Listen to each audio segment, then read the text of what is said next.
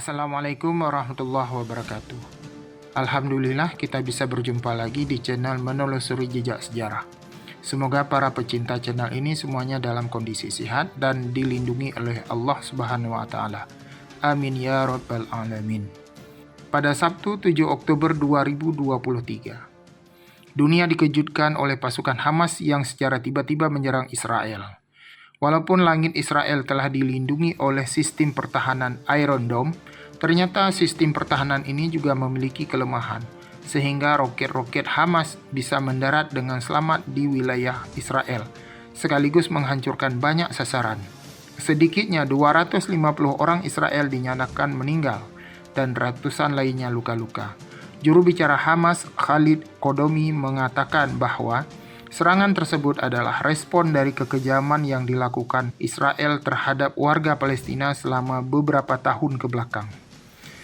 Maksud kekejaman di sini adalah Israel telah melakukan berbagai kejahatan kemanusiaan secara sangat biadab terhadap warga Palestina sejak negara ini didirikan tahun 1948. Bagaimana sejarah dan proses berdirinya negara Israel? Siapa dalang di balik berdirinya negara Israel? Mengapa watak kebiadaban bangsa Israel bisa terbentuk? Dan mengapa mereka berlaku biadab terhadap warga Palestina? Untuk mengetahui jawabannya, mari ikuti ulasan kami berikut ini.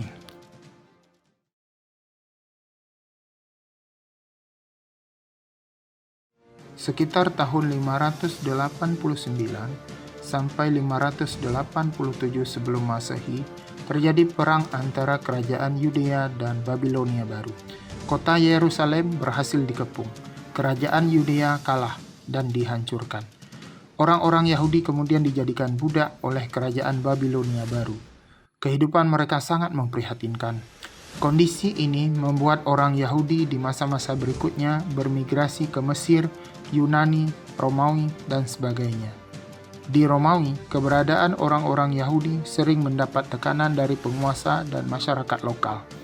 Sekitar tahun 66 sampai 135 Masehi, terjadi konflik antara orang Yahudi dengan penguasa Romawi.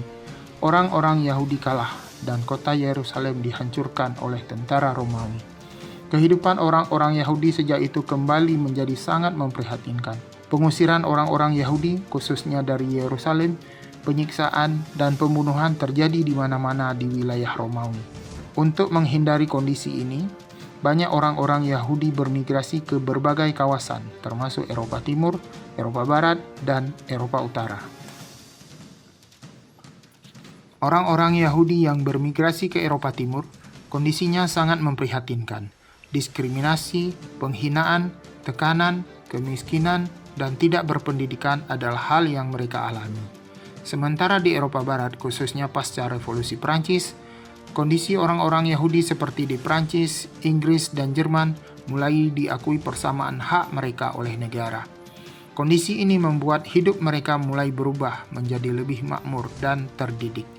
Banyak di antara mereka menjadi pengusaha sukses dan mampu mengikat hubungan baik dengan para penguasa setempat. Hal ini membuat nasib orang Yahudi di Eropa Barat lebih terpandang dan berpengaruh di tempat mereka menetap. Walau kondisi orang Yahudi di Eropa Barat lebih nyaman, namun sikap anti-Yahudi dan diskriminasi sosial tidaklah sepenuhnya hilang.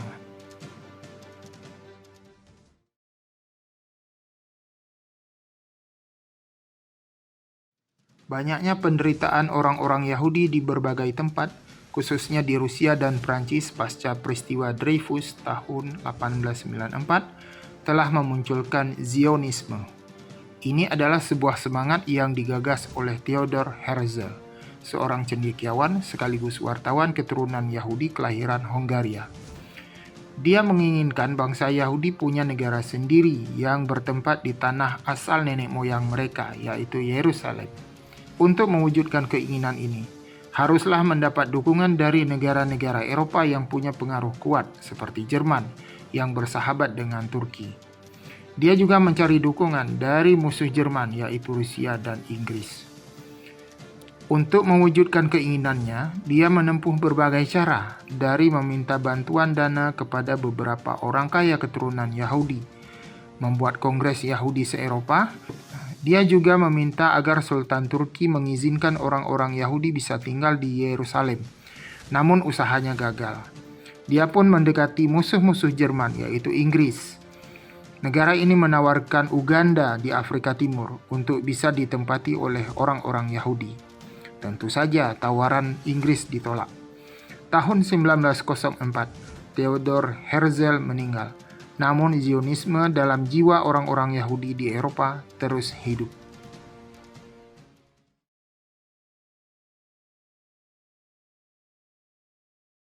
Tahun 1914 hingga 1918 terjadi Perang Dunia Pertama antara Jerman yang bersekutu dengan Turki melawan Rusia yang bersekutu dengan Inggris. Untuk mengalahkan Turki, salah satunya Inggris menghancurkan Turki dari dalam, yaitu dengan mendukung bangsa-bangsa Arab yang ingin melepaskan diri dari kekuasaan Turki. Tentu hal ini mendapat sambutan baik dari bangsa-bangsa Arab yang menjadi musuh penguasa Turki saat itu. Karena Jerman tidak mendukung Zionisme, maka orang Yahudi Jerman dan Eropa Barat lainnya mendukung Inggris dalam Perang Dunia Pertama. Kuatnya dukungan orang Yahudi di Eropa Barat terhadap Inggris tidak terlepas dari jasa dua tokoh Yahudi Inggris yang bernama Walter Rothschild dan Chaim Weizmann. Kedekatan mereka dengan Menteri Luar Negeri Inggris bernama Arthur Balfour membuat tokoh ini menyatakan mendukung berdirinya sebuah negara untuk orang-orang Yahudi di tanah Palestina. Dukungan ini dikenal dengan istilah Deklarasi Balfour.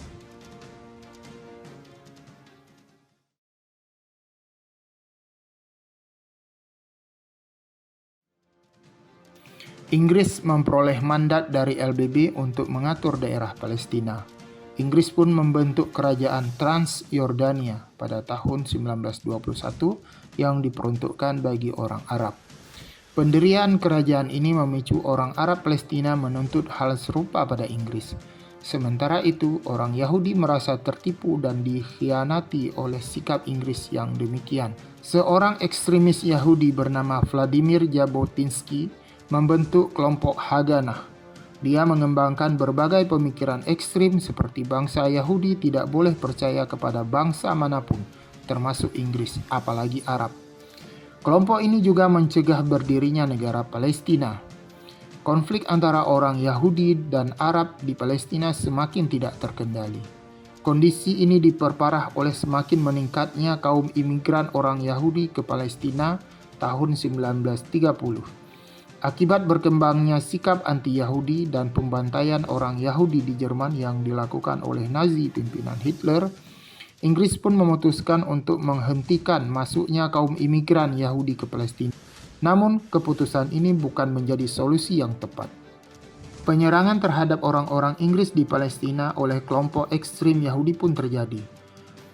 Tokoh-tokoh Yahudi seperti Ben Gurion memaksa Inggris dan sekutunya untuk segera membentuk negara bagi bangsa Yahudi agar kekacauan di Palestina segera berakhir.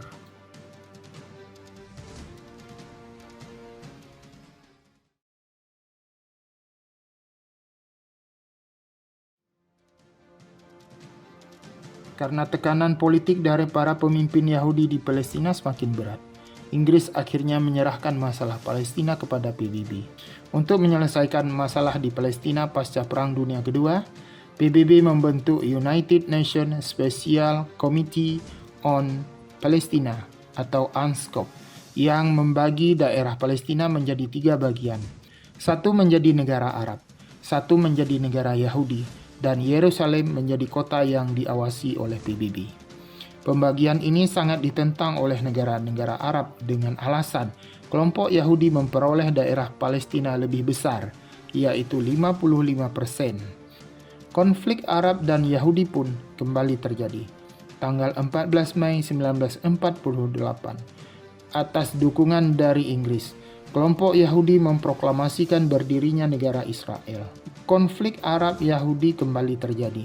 Banyak orang Palestina harus mengungsi keluar tanah Palestina. Sejak terbentuk negara Israel, dinamika konflik di Palestina terus terjadi silih berganti.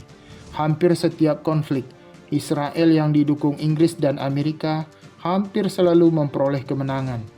Tentu saja akibatnya Israel bisa meluaskan daerah kekuasaannya di daerah-daerah yang sebelumnya dikuasai oleh warga Palestina. Tidak hanya itu, kejahatan kemanusiaan dan pelanggaran HAM juga seringkali dilakukan terhadap orang-orang Palestina, seperti pembantaian terhadap orang tua, wanita, anak-anak karena hal sepele, pelarangan beribadah, penghancuran rumah, pengusiran, penangkapan, membangun tembok tinggi untuk membatasi gerak orang Palestina, sekaligus berfungsi sebagai penjara, dan masih banyak lagi berbagai kejahatan lainnya.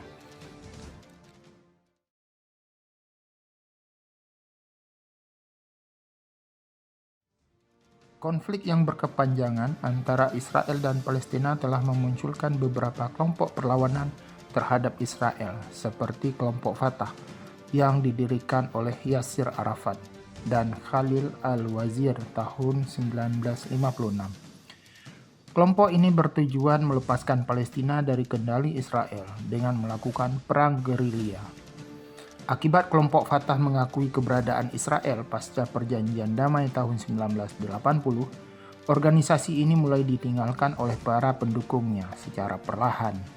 Kelompok lainnya adalah Jihad Islam Palestina yang berdiri tahun 1981 yang didirikan oleh Ramadan Salah sebagai reaksi atas perjanjian damai yang dilakukan oleh Palestinian Liberation Organization atau PLO dengan Israel tahun 1980. Organisasi paramiliter ini tidak setuju Palestina dibagi dua. Dalam menjalankan berbagai aksi menentang Israel, Jihad Islam Palestina didukung oleh Suriah, Hizbullah di Lebanon, dan Iran. Kelompok yang tak kalah penting adalah Hamas yang berdiri tahun 1987 yang didirikan oleh Sheikh Ahmad Yassin. Organisasi Hamas adalah kelompok jihad yang ingin memerdekakan Palestina dari belenggu penjajahan Israel. Strategi perjuangan Hamas banyak mendapat simpati dari masyarakat Islam Palestina dan kelompok fundamentalis Islam lainnya di berbagai penjuru dunia. Setelah berdiri negara Israel tahun 1948, konflik Palestina-Israel terus berlangsung. Selama itulah tentara atau polisi Israel terus membantai orang-orang sipil Palestina seenaknya, yang kadang-kadang disebabkan oleh hal-hal sepele. Akhirnya kesabaran kelompok Hamas habis dan tanggal 7 Oktober 2023 kelompok ini melancarkan serangan rudal ke wilayah yang dikuasai Israel. Dalam perkembangannya, pejuang Hamas ternyata mampu menekan kekuatan tentara Israel. Banyak tentara Israel tewas dan tank-tank Merkava Israel yang tergolong cukup canggih mampu dihancurkan oleh pasukan Hamas dengan rudal murahan bernama ATGM Al-Quds. Israel sangat kewalahan menghadapi pasukan Hamas. Sebagai balasan, Israel hanya mampu membantai para pengungsi dan penduduk sipil Palestina, terutama orang tua, wanita, dan anak-anak yang tidak bersenjata. Karena tindakan Israel yang melakukan genosida, tindakan Israel dikutuk banyak pihak dan mendesak Israel segera menempuh jalan damai. Karena desakan masyarakat dunia, Israel mengubah sikapnya dengan melakukan gencatan senjata selama 4 hari. Selama gencatan senjata dilakukan, tawanan kedua belah pihak dilepas. Tidak ada pengarahan pasukan, tidak ada tindakan militer. Ternyata, sikap Israel cuma pura-pura. 1 jam setelah pernyataan gencatan senjata oleh Israel, pasukan Israel masih melakukan aktivitas militer dan menangkap penduduk sipil Palestina. Mengapa Israel berani berbuat demikian? Karena Amerika sangat mendukung dan melindungi Israel. Bagaimana kelanjutan konflik Hamas-Israel di masa akan datang? Kita lihat saja perkembangannya di hari-hari yang akan datang. Demikianlah pembahasan di kesempatan ini. Semoga bermanfaat bagi kita semua. Kita berharap konflik Palestina segera selesai dan tentara Israel tidak lagi menunjukkan sikap pengecutnya dengan membantai orang sipil yang tidak berdaya. Sebelum kami akhiri, jangan lupa memberikan komentar, share, dan mensubscribe video ini agar channel ini makin hari makin berkembang di masa yang akan datang. Assalamualaikum warahmatullahi wabarakatuh.